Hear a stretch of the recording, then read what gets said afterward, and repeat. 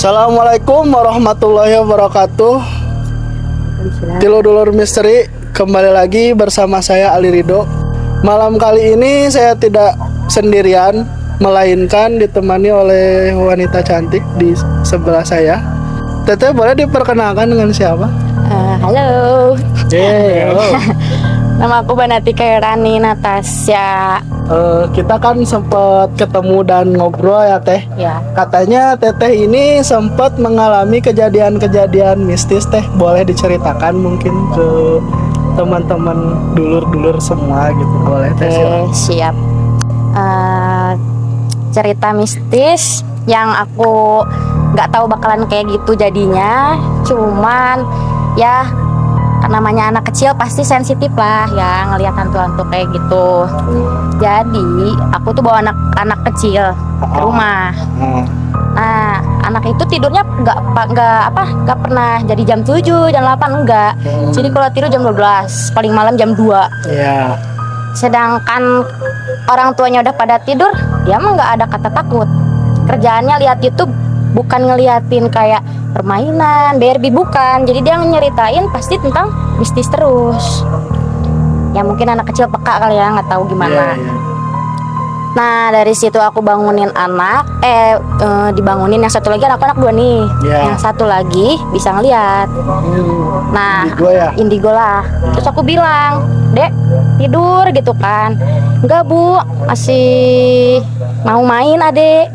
Takut Dek. Ya udah, pas dia lagi main, seru tuh main sendiri.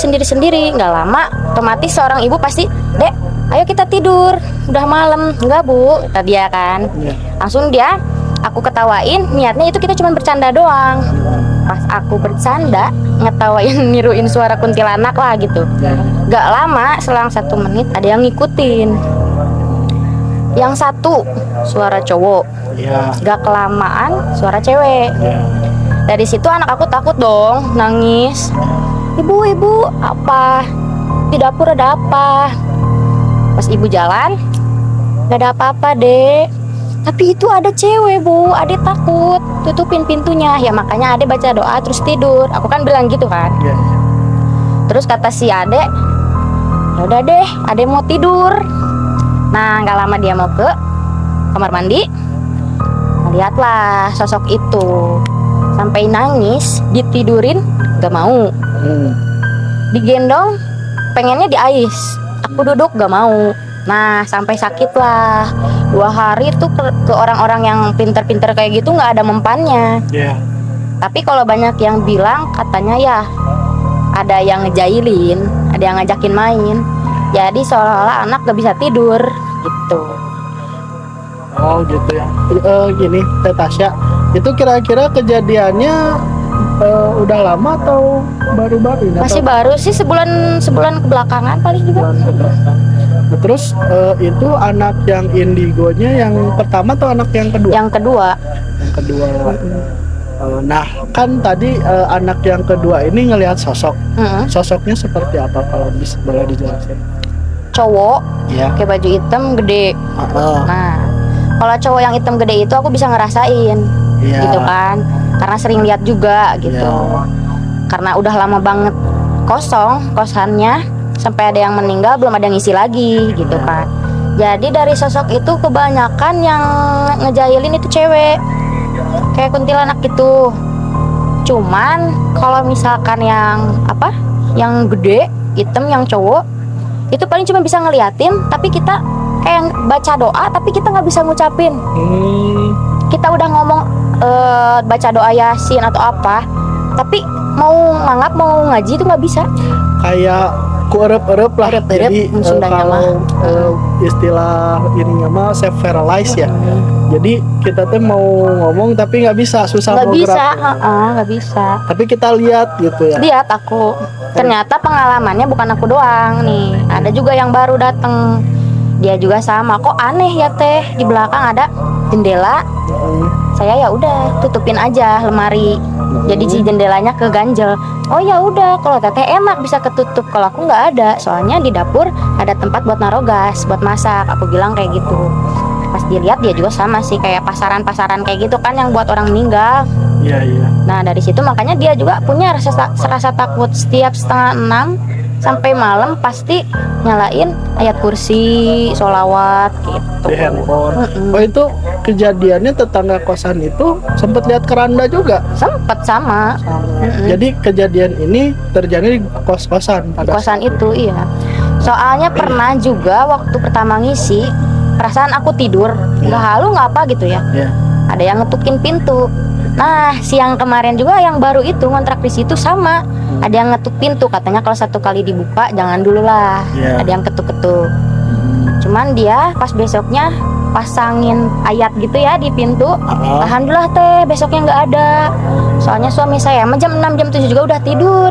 Oh. Itu ada yang ngejailin jam berapa ya? Jam 10-11 ngetukin pintu tapi nggak ada siapa-siapa gitu kan. Nah dari situ aku emang udah jarang ke situ lagi tuh gitu kan. Cuman yang ngontrak cerita gitu. Oh, jadi udah nggak ngontrak di situ lagi. Maksudnya mau persiapan mau pindahan lah gitu. Iya, Sebelum pindahan dia ceritanya sama kayak aku, mistis kayak gitu. Tapi setelah tadi dengar saya dia pasang isim atau ajimah gitu, nggak ada ya? Nggak ada lagi. Tapi ke aku mah tetepnya apa? Nggak percaya ya aku kayak yang kayak gitu-gitu kayak babi lah, jaga lilin nggak percaya sih ya. Tapi pas jam berapa ya? Jam 12:30 ada yang ketukin pintu. Sedangkan ruang tamu aku kan dimatiin lampunya ya. Pas dilihat ada yang kayak babi gitu, tapi kecil, tapi hitam. Aku baca doa dari situ kan katanya babi mah bisa langsung masuk lah ya gitu tanpa kita buka gitu kan. Iya, tembus ya. Ya aku nggak percaya kayak gitu-gitu. Cuman cowok aku bilang ini pakai ini aja, pakai kalung hitam ada isimnya, gantungin aja ke pintu. Nah alhamdulillah dari situ. Memang kita kosan jauh dari tetangga, cuman kayak seolah-olah belah sono tuh villa. Nih kayak rumah ini tuh di belah sono jauh, di sini kayak taman gitu kan. Yang jaganya suami istri tapi udah pada tua. Jadi jarang keluar, si gerbang juga ditutup aja, gak pernah dibuka gitu loh. Jadi jarang beradaptasi. Rambutnya juga udah pada putih, pada panjang-panjang. Itu teh. Ya mungkin banyak yang bilang dia muja atau apapun, itu nggak tahu sih.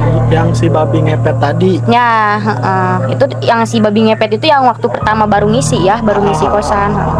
Oh iya kan tadi anaknya sempat sakit ya.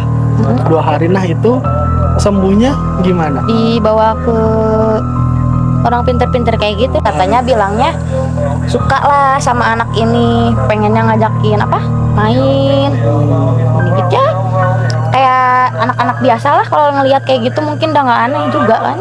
Iya.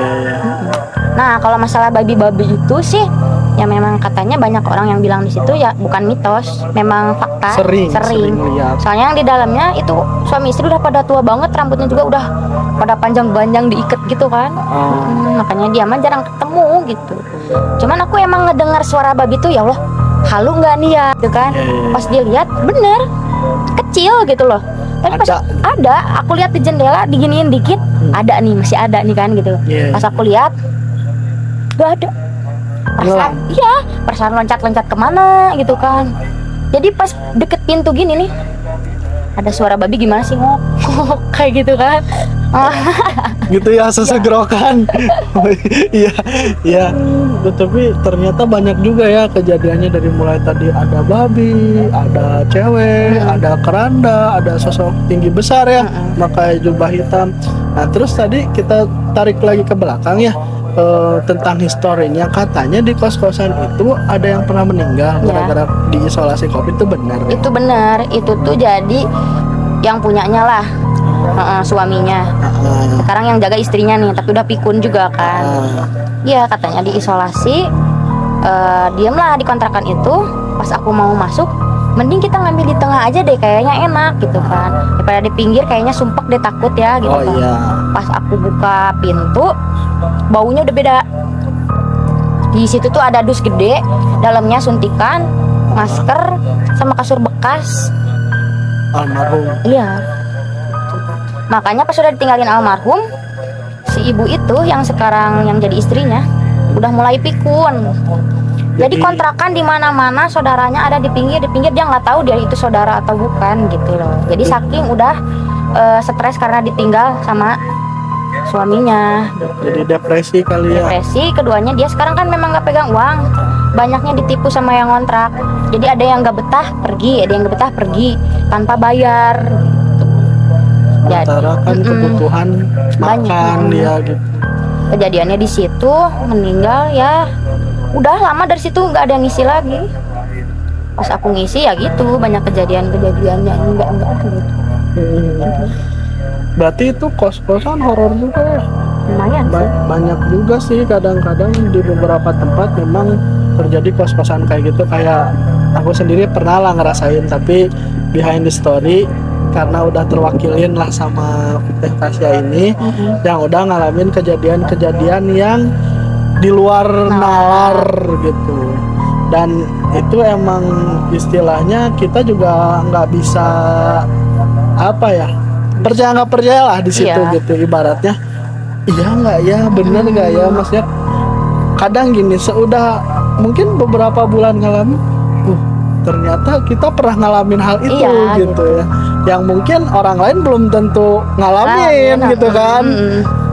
Kadang kita juga kan nggak percaya karena belum lihat. Nah pas udah lihat gini juga ya gitu kan, kaget dong, tinggi gede gitu.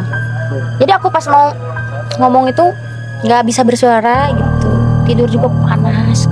Ya, tapi lama kelamaan kalau udah biasa mah biasa aja gitu kan. Biasa aja sih, kayaknya biasa aja. Cuman pasti kalau udah nginjek maghrib sampai malam was-was. udah was-was. Was-was. Udah nggak mau deh sendiri, udah deh, makanya jarang diisi lagi. Makanya cabut kan. Makanya cabut lah gitu, Karena- meskipun barang masih ada di situ. Karena kadang capek juga ke psikis gitu kan, ke mental juga ngaruh kan. Iya. Walaupun kadang ya udahlah udah biasa, tapi seenggaknya kan gitu kan. Nah, Teh Tasya ada pesan dan kesannya nggak buat teman-teman dulu gitu, boleh? Ya pesan-pesannya mah gini aja, banyak orang yang percaya iya ada atau enggak gitu kan. Nah sekarang misalkan udah berpengalaman tuh kita bisa ngelihat itu gitu. Yang tadinya kita tuh sebenarnya memang nggak percaya ada kayak gitu. Cuman pas kita ngelihat ya otomatis kita manusia, dia beda alam jadi hantu apa gimana, pasti beda lah gitu kan, dari hawa dari apapun itu ya. Jadi kayak gimana ya mistisnya. Ya kita mah selama kita nggak ngeganggu sama yang gaib-gaib, ya baca-baca doang mah insya Allah lah, Jaga-jaga. jaga-jaga, saling ngehargain aja gitu ya. Yang penting kita mah nggak ngeganggu. Ya itu kalau masalah pribadi, misalkan orangnya itu takut atau suka nantangin hantu-hantu, ya itu orang beda-beda gitu kan. Ya kita mau orang baik atau orang nakal, ya kalau misalkan kita orang Islam lah ibaratnya, kita baca-baca aja deh, ngaji-ngaji aja. Yang penting kita nggak ganggu, udah gitu aja. Sama percaya sama Tuhan. Saya sama yang ya Bahwa Allah bisa jaga kita. iya. Nah Lur, itu dia cerita dari Teh Tasya, sangat seram di malam Jumat kali ini ya Teh. Aduh, makasih banyak nih buat waktunya Teh gitu. Kapan-kapan kita ketemu lagi ya di lain kesempatan. Bye bye. Saya Ali Ridho pamit undur diri. Banati Kairi Natasha. Ya, selamat jumpa kembali di Tiludul Misteri. Jangan lupa like, komen, dan subscribe ya Lur. Pokoknya tontonin terus tayangan kita. Dadah, bye bye.